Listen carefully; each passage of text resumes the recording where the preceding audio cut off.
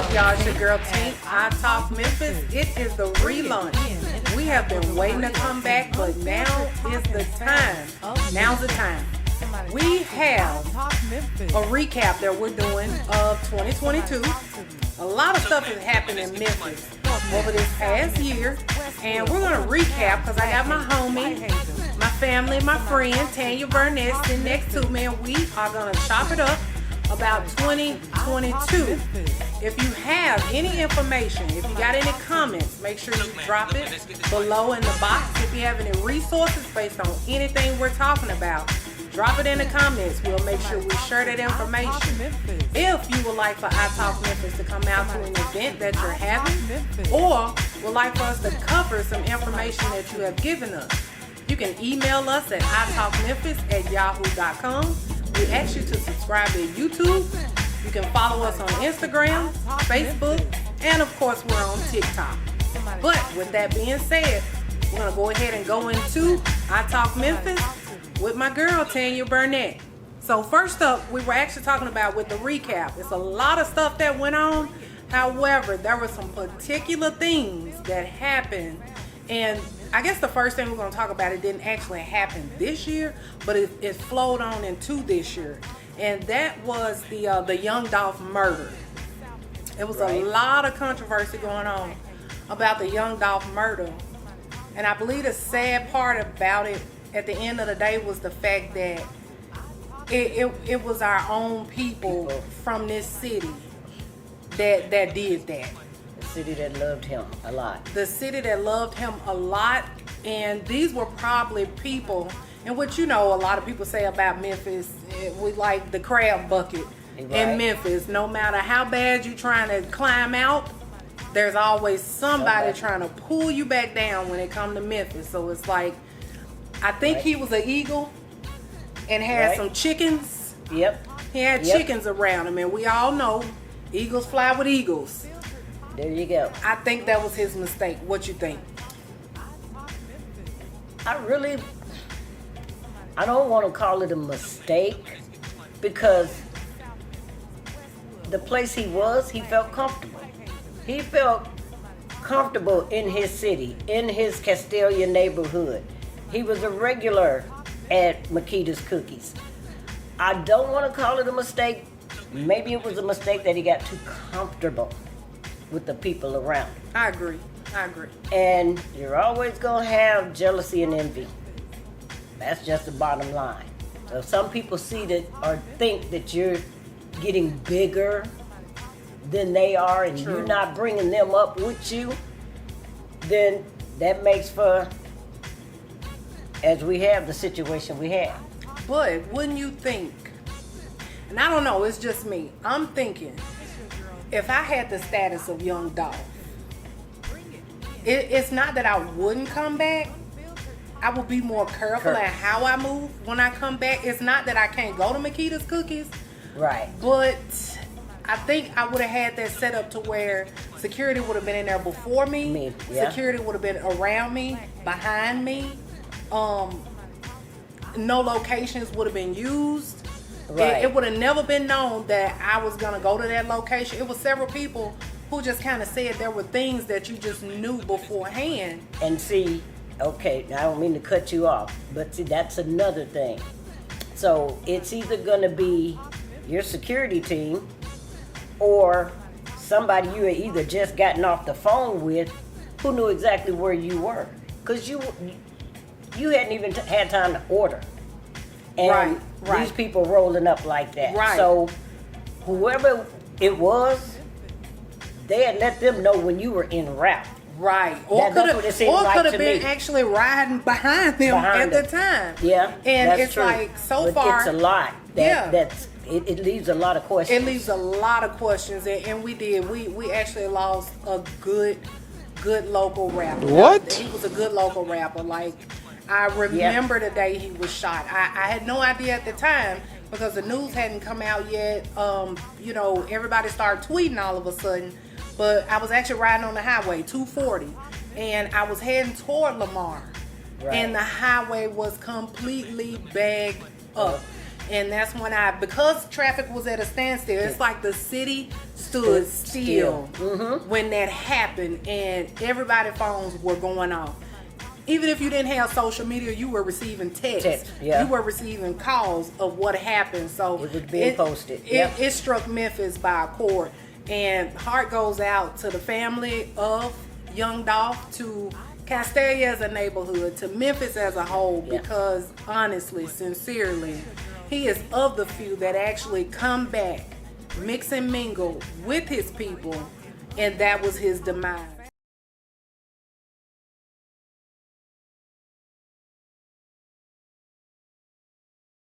Gave back. Yeah, and actually gave back with himself and not sending counterparts on his behalf. Yeah. And that makes a difference. So yeah, I really that did. It happened in 2021, however, it spilled over into 2022 because they've arrested 4 people now. Recently just got the 4th, and there's a warrant out for a fifth. Yeah, and there's a 5th that it still has one out. So this year it was declared Young Dolph Day. So and they did. They came out, they supported. I Talk Memphis shared video and footage that we got from there. We shared flyers for the event. So like I said, you got to follow I Talk Memphis, because we put that information out there for these events that's going on. And you know, coming out of that, I got to go into and ask you about this. The carjackings. 2022, we have been not aware yet. Yeah, if you're from Memphis, you should know. Watch your back before you get carjacked. That should be a slogan for Memphis.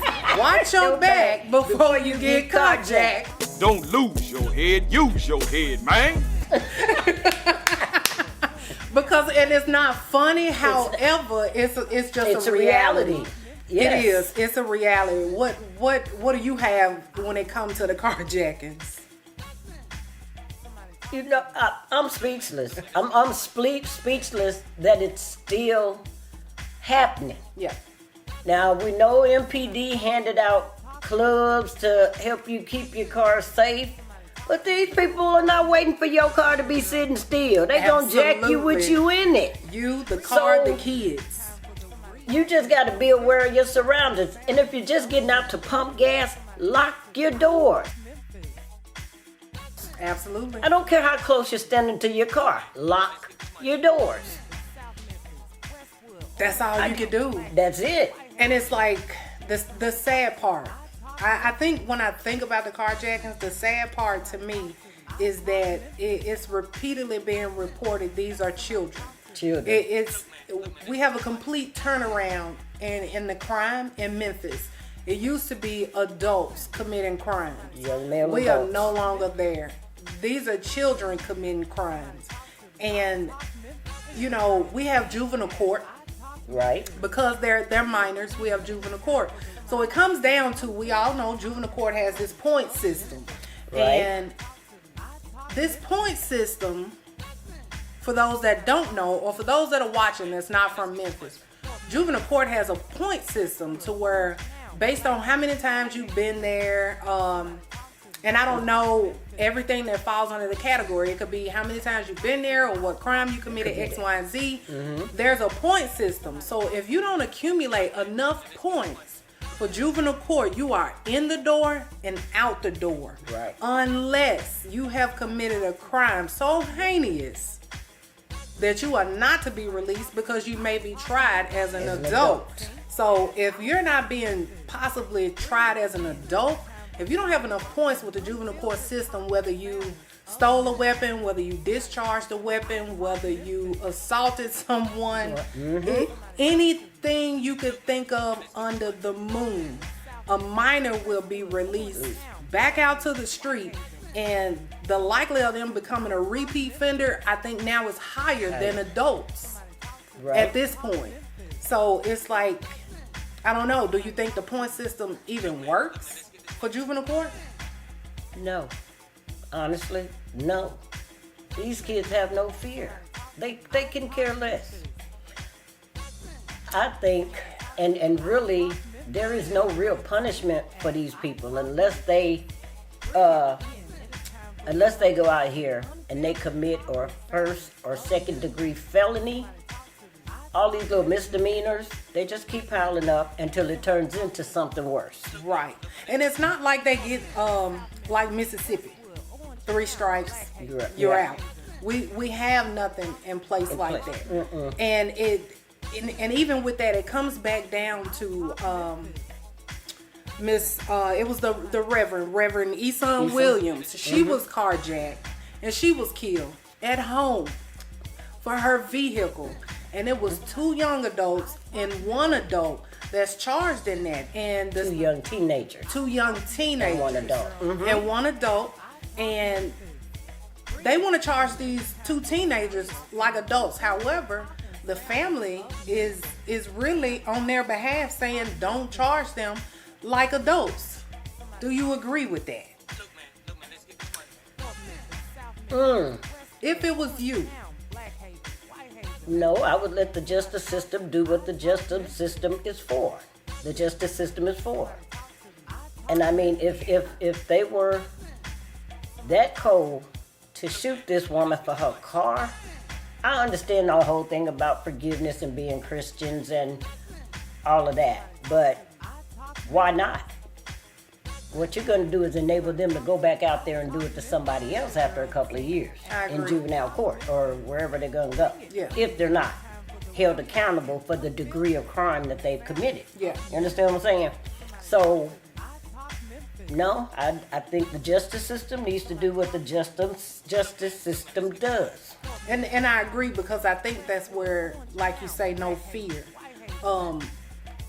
There's a lot of kids don't fear. Honestly, I gotta say, in Memphis, our kids have been let down in a lot of parenting skills. Mm-hmm. We have a lot of kids that don't even respect their parents. And it shows, because I know growing up, and even with my children, just the way they behave tells you, out of fear, it matters what I do, because it reflects on my mom, and my mom is gonna hold me accountable for what that looks like. But when you see these young people out in these streets acting the way they do, that tells you automatically, this is across the board. This goes for when at home, this goes when out in the street, this goes for when at school, this goes if locked up in the judicial system. This is just them. So do you feel like we're in a place where, when they say it takes a village to raise a child, do you think we can get there? No, we can't. And to be honest, let's go there.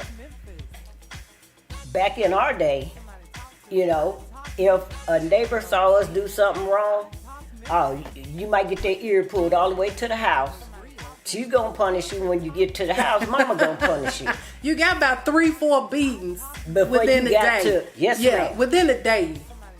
Now you can't even say nothing to other people's kids. True. Or you'll have to fight the parent. True. Okay, we see where your child gets this from.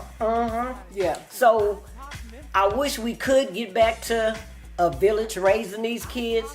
Then every adult around them can hold them accountable and encourage them to go the other way. Yeah. But that's not feasible. I work in the school system, and that's the biggest thing I see is a parent defending the bad behavior of their children. Yeah. Yeah. And that's the biggest thing. And I had that discussion with somebody else the other day, and I was telling them, I said, actually, parents have to be naive if they actually believe that the way their children behave around them, that they behave the same way at school. No, they do not. They do not. Mine don't even behave the way they do at school as they do at home. So there are certain things, yes, if a person say your child said or did X, Y, and Z, on the inside, I say, you know what? Yeah, she did. If their lips are moving, they lying. Let's just be clear. But it is, seriously, it's some stuff when you know your kids well enough, but it's not a lot of parents that spend enough time with their kids to say they even know them well enough. Because in some cases, and I don't believe in putting your hands on your kids all the time. Conversation, it depends on where you are with your kids. Yeah. I actually believe that there are some kids that are wired to not want to disappoint their parents. Right. And that the idea of you saying, you know, I'm highly disappointed in you, that is like slapping them in the face. Yeah. And that hurts more than you putting your hands on them, because it's just like, that's the last thing I want to be to my parents is a disappointment. I don't want to fail. I don't want them to feel like they can't trust me and X, Y, and Z. Right. So it's just like, yeah, it won't. I agree. A village is not, it's not going to work. It's not, but it starts at home. If these parents are not creating structure and discipline and consequences for your kids, okay, the city of Memphis shouldn't be trying to patrol your children on curfew. You should know where your kids are at. Absolutely. And they should be at home before dark. I don't care how low they are. You think they should put those commercials back out? What was it, 10 o'clock? It's 10 o'clock. Do you know where your kids are? It's 10 p.m. Do you know where your children are? I haven't seen my kids because we know a lot of them act like hermits and supposed to be in their room. Right. Are they? When was the last time you saw? When you look at how kids are, seriously, you have to ask yourself. MPD, I give them the first couple of times, but I would put the punishment on the parent for not knowing where the child is. And see, I was gonna ask you about that. Do you really think it's right to hold parents accountable for? The parents ain't being accountable to their own children. Now we know kids make mistakes. Okay, so let's say one mistake. All right. Okay. It's not murder. Mistake. Yeah. It's not murder or anything, high caliber crime, but first mistake, hey, we deal with that. Right. I'm saying before we hold the parent accountable. Okay, to me, I would think, the first time, just say, MPD stopped Sally. It's 10 o'clock at night and she ain't but 13. Anyway, get that child home. Let the parent know that this can't continue. She has a curfew. You understand? If they continue to keep finding her in the streets after 10 o'clock, that's a child's total disregard for authority. Absolutely. First of all. I agree. And they just don't care. And at that point, it is the parent's responsibility. It's the parent's responsibility. You should know. Right. So, that's... it just goes to show... Most of these kids, I believe, are running their household, or the parent is so fed up with them that they just throw their hands up. It ain't, and they do, and it's horrible when you say out loud around your kids and to your kids, like, honey, I can't do nothing with them. I just met them, and they run with that. You actually can. You can. You actually can. You just have to put your foot down and go. Don't let up. So, which lead back to this. When we're dealing with kids as such, we got youth villages here. Right. But then I'm also wondering, it used to be a military type style boot camp. It wasn't actually in Memphis. It was located, it was in Tennessee. Yeah. But it was located a little bit outside of Tennessee. You think that when we deal with kids who are habitual and breaking the law, should we send them to those? Should we bring them back, send them there, and in the case, if they're 17 and they receive 4 years, then at that point they transfer over into the military, I guess, and complete that time there. Right. But I think there has to be something else that holds them longer than the fact that I'll be 18 in a minute and they can't hold me. Right. Yeah, I think that's the mentality. If your crime is that hideous that you're sent there, and I think that would be your choice. Yeah. Just because most people that commit a murder, just for example, you might get 20, 25 years. Okay, give that juvenile 10 years, which is going to be that 4 or 5 at boot camp. And then you're going to have a choice. You want to do your last 4 or 5 in jail, or would you like to go on and sign this 3 years up for the military? When you do that, I think that's big.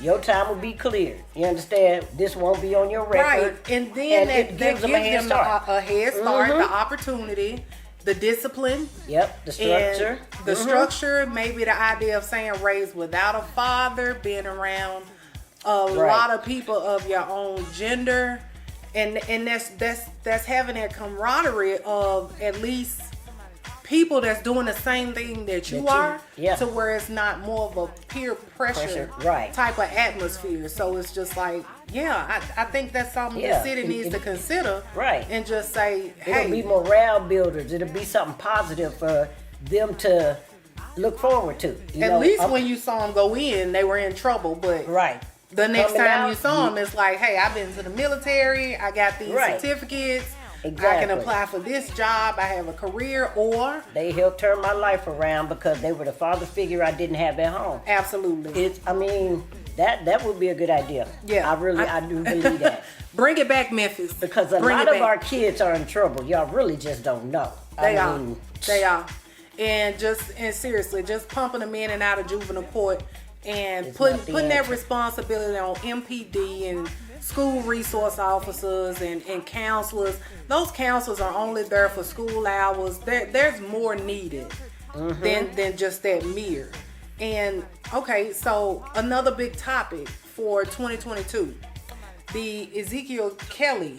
Right. Ezekiel Kelly was that was the young man. Once again, if you're not from Memphis, I'm about to fill you in on what was going on here. Ezekiel Kelly snapped one day in the city and went on a shooting spree.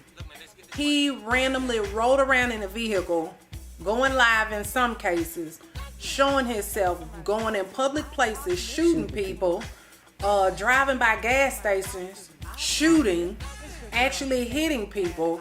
This guy had fatalities within the city to where even being at home, I was scared. And that's only because when they first announced that, he was actually out here where we live when he first started. He lived maybe 10 to 15 minutes from where we are. Yeah. However, when he started, he was over in this area, and he continued that through Memphis, through I don't think he made it. He made it to Arkansas. He made it to Arkansas. West Memphis, Arkansas is where he took the lady's car. Okay, so it spread from Memphis to Arkansas to South Haven, and he carjacked someone in South Haven and came back to Memphis where he was allegedly gonna continue his shooting spree, and that's where he was boxed in and caught. What do you think happened to this young man? Because he was a very young guy. Like, what do you think could have happened with him? Now, what I heard was he had just lost his mother some months before he snapped. So that, I'm not making excuses, but that may be something that pushed him over that edge. Okay. Now, but you know, he had prior charges. He had prior attempted murder charges and a couple more charges where he was actually released from jail early. That is another issue we have here in Memphis. And that's a new law they put in place now to where you are going to complete more of your time versus the way it was at first. So he actually got out because of the old law. So he got out early. 80%, But he wasn't out quite a year when he did this shooting throughout Memphis, and they caught him. And the biggest issue I think I had with that was the only way you knew was when breaking news happened. So breaking news, likely unless you have the app downloaded on your phone and or you at home and the news just interrupt and say, hey, breaking news. This was something where it made sense. If we can have Amber Alerts, why don't we have City Alerts? Yeah. But we do it for Amber. You're right. Amber and Silver senior citizens. Right. You're right. How slow can we be as a city? And I say that about a lot of things, and I'm sure a lot of people say that about Memphis, because every time somebody goes out of town and come back to Memphis, they dread coming back to Memphis because everything is outdated here. You go to any other state, they have several ways to alert not just college campuses. They alert everybody, and it took for this man to drive through the city and Killing put the 3 or 4 city in people. lockdown and fear before the city realized we have Amber Alerts, but we don't have City Alerts. And That is true. it should have come out even when we had the shooting at the Collierville Kroger. Right. That's still connected to us, even though that's Collierville. Collierville. Yeah. We've had several instances to where schools have been locked down Yeah. because of guns. That is a city alert. Yeah. So my problem with that is they quickly tried to be reactive, in which I look at this city as a reactive type city. We're not proactive Right. about anything. Right. It actually has to happen in this city before anything is done. I don't know what type of politicians we have. They seem to travel a lot, but I don't think they look at what other people are doing. To where it's like, are you politicking, or are you actually having conversations with other politicians from other people to take something and attempt to bring it back? But they came out with that alert. Right. I actually got the alert on my phone. Did you get one?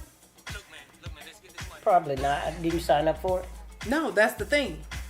They randomly pull numbers. No one knows where the numbers came from. So, people in the city got this text. But they never told anybody Right. that they were testing this system. Yeah. So, the test failed because they included a link, and like the news had broadcasted. Hey, we've been taught not to click on links because of spam. Right. So once again, the city failed us again. So it's like, what I'm seriously trying to think about, because my past career is security. What type of people are being hired when it comes down to, security measures, steps that should be taken? Is this a big step? Is this a small step? Is this something we need to let the community in on Memphis first? and Shelby County, listen up. Give us a link. Give us something where we can sign up for city alerts. We can sign up for it. We'll get them via our phone. There you go. Take care of that. Absolutely. And that would be better. I mean, it's like, if I want the city alerts, Yeah. let you me got- you sign can up opt and into say, it. let me opt in and you have my phone number. But a lot of people were wondering, I got the alert, but how did you get my number? Yeah. Where did that come Where from? did it It's come almost from? like it was like spam. Because where did you get my Your number from? Yeah. So, and see, yeah. I'm like you. I wouldn't have opened it up either. I didn't open it. I So- looked at it and was like, oh, this is a good one, but yeah, nice try. So, I'm like, you can't send me a link and ain't nobody, no, I didn't Yeah. ask the city for nothing. So There you go. it's not happening. So with that being the case, I think not only that, Memphis, Tennessee, we let it down. Memphis, Tennessee, we got let down again when that gun control law got passed. Yep. And our children are now able to obtain weapons. And there are more convicted felons having guns than legal citizens with a permit to carry. So, I think, and to be honest, it's really what baffles me, because I've been to gun shops, I've been in there to purchase things, and there are kids in there that are 18, 19, and they are in there buying guns bigger than my thigh. okay. And I am like, you have got to be kidding me. And her thigh is pretty big, people. And you get what I'm saying? So they got like them drums, like drums. Yeah. But I'm just Yeah. like, you have got to be kidding me that we have let this city loose. If no one can actually see what that means for us, Yeah. then Westwood, Orange Town, Black Haven, White Haven. Somebody talk to me. I talk Memphis.